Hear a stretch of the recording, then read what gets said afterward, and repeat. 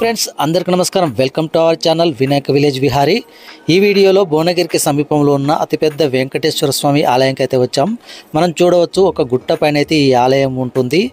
ఈ ఆలయం అద్భుతంగా అతి బ్రహ్మాండంగా తెలంగాణలోనే ప్రసిద్ధి చెందబోతుంది. మానేపల్లి రామారావు గారు వారి కుమారులు మురళీకృష్ణ గోపీకృష్ణ ఆధ్వర్యంలో చాలా అద్భుతంగా 22 ఎకరాలలో సుమారుగా 500 కోట్ల రూపాయల వ్యయంతో చాళుక్యుల కాకతీయుల నిర్మాణ శైలితో అద్భుతంగా నిర్మించారు.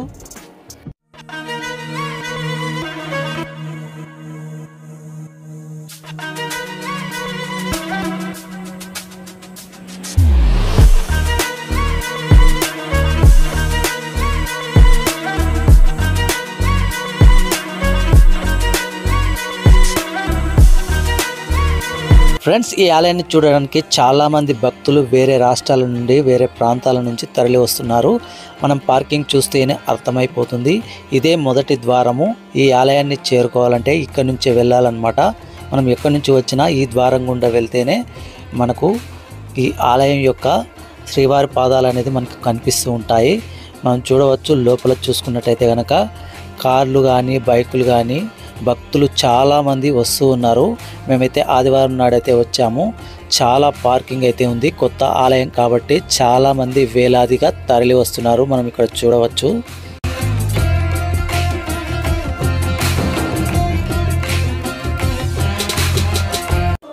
ఫ్రెండ్స్, మనం చూడవచ్చు పూర్తిగా రాతితో నిర్మించిన అతిపెద్ద వెంకటేశ్వర స్వామి ఆలయం.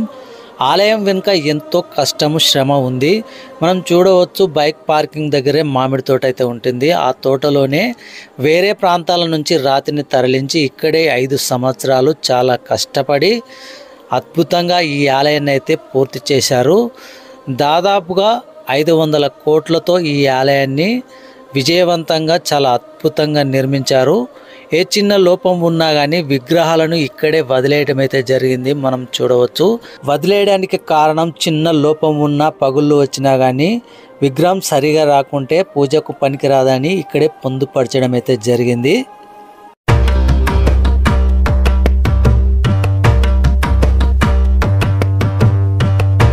ఫ్రెండ్స్, ఈ ఆలయంలో మొదలుగా మనకు బ్రహ్మరథం అయితే దర్శనమిస్తుంది. హంపిని పోలిన చాలా అద్భుతమైన శిల్పకళ మరియు కాకతీయుల నిర్మాణాలు కనిపిస్తూ ఉంటాయి. ముందుకు వెళ్ళగానే మనకు శ్రీవారి పాదాలు చాలా పెద్ద పాదాలు అయితే ఉంటాయి. మనకు తిరుమలలో ఎలాగైతే మనం దర్శనం అయితే చేసుకుంటామో శ్రీవారి పాదాలు ఇక్కడ కూడా అలాగే దర్శనం చేసుకొని స్వామివారి దర్శనానికి అయితే వెళ్తారు.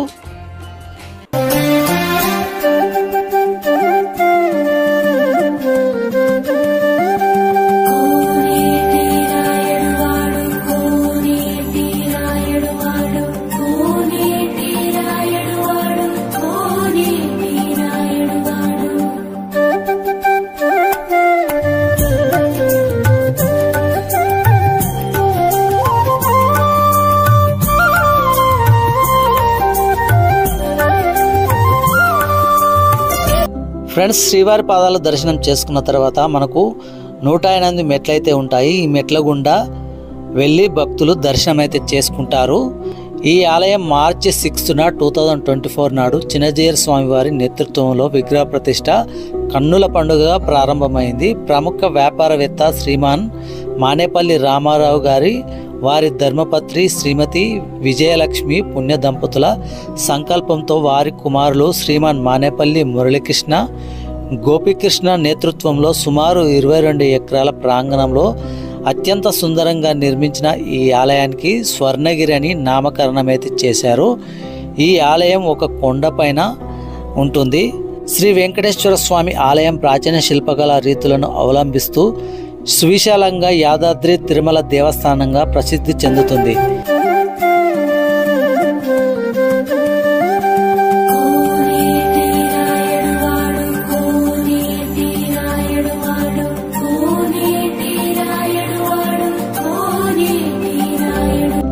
సుమారుగా 1000 సంవత్సరాల క్రితం 1200 సంవత్సరాల క్రితం రాజులు, చక్రవర్తులు, కాకతీయ రాజులు, చోళులు కట్టించిన ఆలయాలు చూస్తున్నాం, చరిత్ర అయితే చదువుతున్నాం. కానీ ఈ తరం వాళ్ళు చూసే విధంగా 2024లో ఇంతటి అద్భుతమైన ఆలయం ఒకే ఒక భక్తుడు నిర్మించడం గర్వకారణం. వెంకటేశ్వర స్వామి ఆలయం కట్టించడం పూర్వజన్మ సుకృతమని అనుకోవాలి, ఎందుకంటే అందరికీ సాధ్యం కాదు.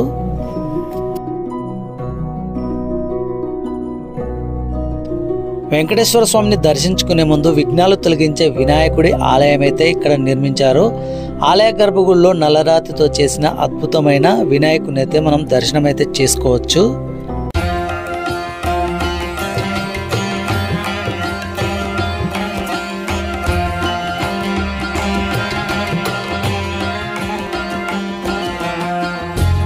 ఫ్రెండ్స్, ఈ ఆలయ ప్రాంగణంలో గరుత్మంతుని యొక్క విగ్రహం చాలా అద్భుతంగా ఉంటుంది. ఎందుకంటే భక్తులు 2 సైడ్ చూసే విధంగా 2 విగ్రహాలు అటాచ్డ్గా ఉంటాయి. చాలా అద్భుతమైన నిర్మాణం అయితే కనిపిస్తూ ఉంటుంది.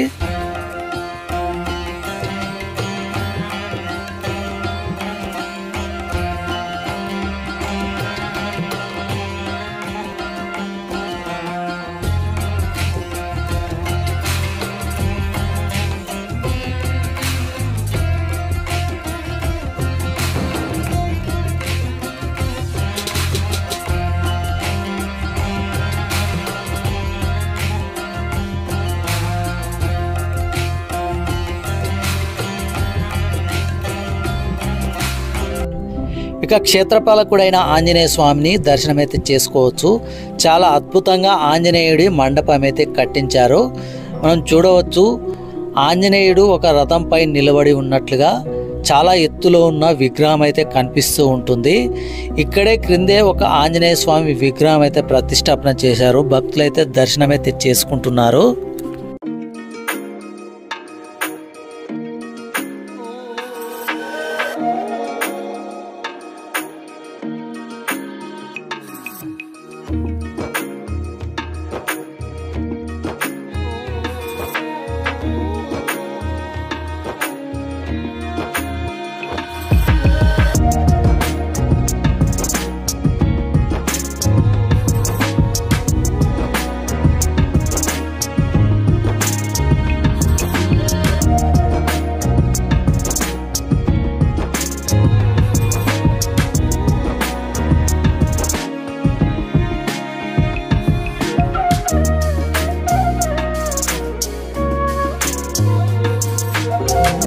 అంతేకాకుండా క్షేత్రపాలకుడైన ఆంజనేయ స్వామిని దర్శించుకున్న తర్వాత పక్కనే మనకు గంటా మంటపం అయితే ఉంటుంది. ఈ గంట వచ్చేసి కంచు గంట అంటారు. 2 టన్నుల బరువు అయితే ఉంటుందట. ఈ గంట వచ్చేసి ఆలయానికి ప్రత్యేక ఆకర్షణగా నిలుస్తుంది. ఇక్కడ నుంచి ఈ గంటను కొట్టి వెంకటేశ్వర స్వామిని కోరికలు నెరవేర్చమని కోరుతూ ఉంటారు భక్తులు.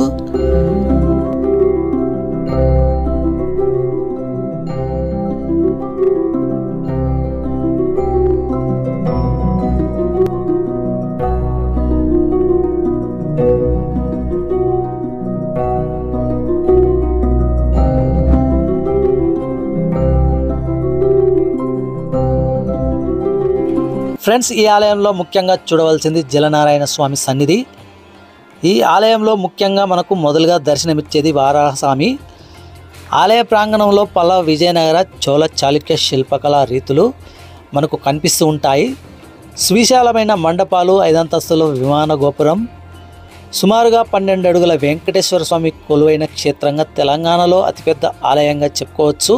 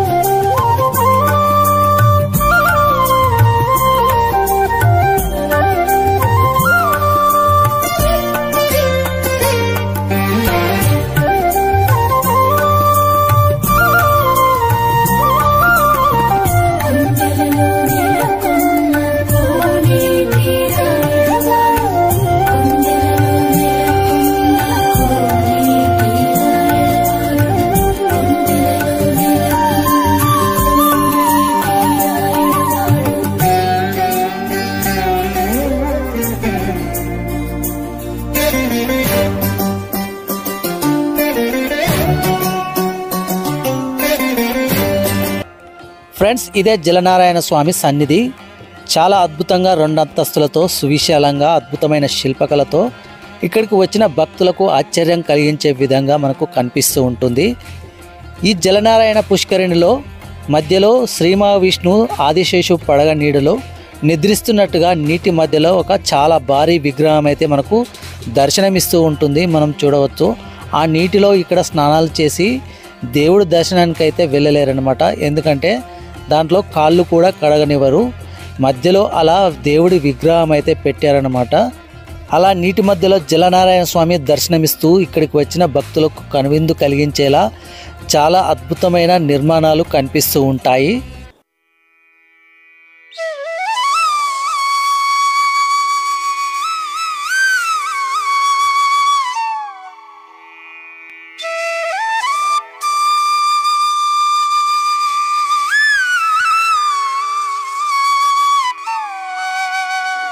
వెంకటేశ్వర స్వామిని ఎన్నో పేర్లతో పిలుస్తూ ఉంటారు. ఏడుకొండలవాడని, వెంకటేశ్వరుడని, వెంకటచలపతని, శ్రీనివాసుడని, బాలాజీ అని చాలా పేర్లతో పిలుస్తూ ఉంటారు. విష్ణువు యొక్క కలియుగ అవతారంగా భావించే వెంకటేశ్వరుడు, వేమ అంటే పాపాలు, కట అంటే తొలగించే ఈశ్వరుడు, భక్తులను కష్టాల నుంచి తొలగించే దేవుడిగా వెంకటేశ్వర నామంతో ప్రసిద్ధి చెందాడు.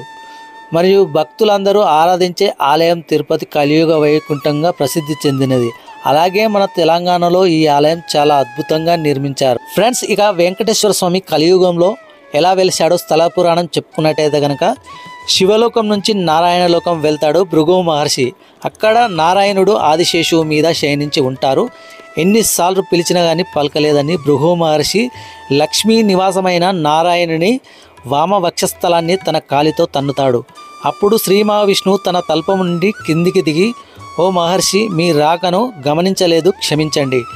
నా కఠిన వక్షస్థలాన్ని తన్ని మీ పాదాలు ఎంత కందిపోయాయో అని భృగు మహర్షిని ఆసనం పైన కూర్చుండబెట్టి అతని పాదాలను తన ఒడిలో పెట్టుకొని ఒత్తడం మొదలు పెడతాడు.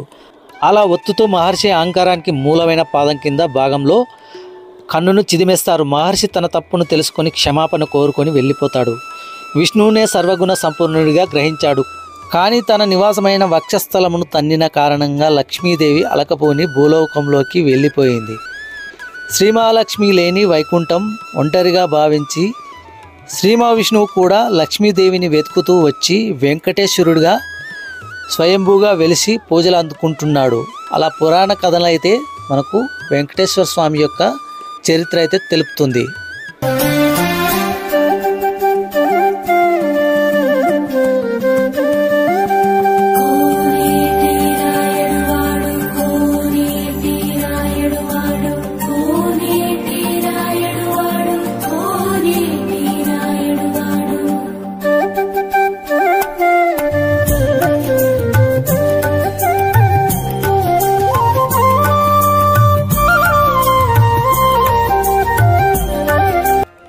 ఫ్రెండ్స్, ఇక్కడ మనకు లడ్డు కౌంటర్ అయితే కనిపిస్తూ ఉంటుంది. మరియు సెల్ ఫోన్లు భద్రపరిచే కౌంటరు ఇక్కడ కనిపిస్తూ ఉంటాయి.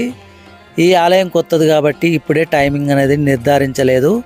మనం ఇక్కడ స్వామివారి రథమునైతే చూడవచ్చు. స్వామివారి కళ్యాణం అప్పుడు స్వామివారిని ఈ రథం పైనే కూర్చునబెట్టి ఆలయం చుట్టూ తిప్పుతూ వార్షికోత్సవాలు కూడా చాలా బ్రహ్మాండంగా జరిపే విధంగా పూర్తిగా టేకుతో చేసిన రథం అయితే మనం ఇక్కడ దర్శనం అయితే చేసుకోవచ్చు.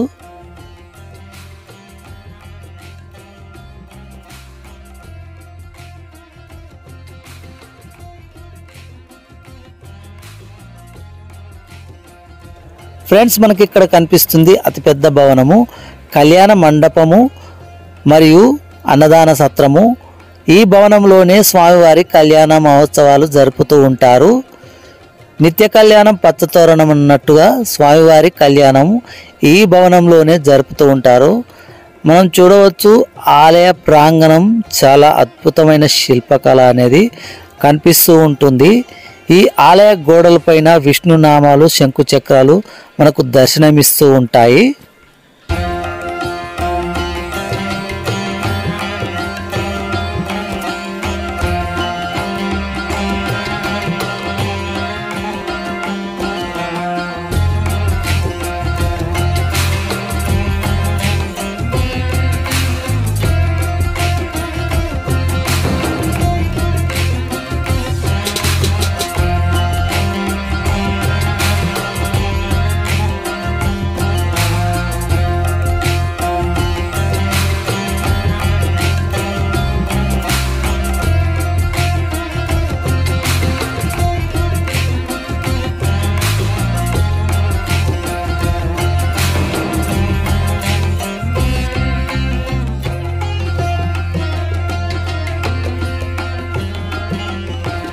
ఫ్రెండ్స్, మనం దర్శించుకుంటున్నది వెంకటేశ్వర స్వామి యొక్క ఆలయ గర్భగుడి.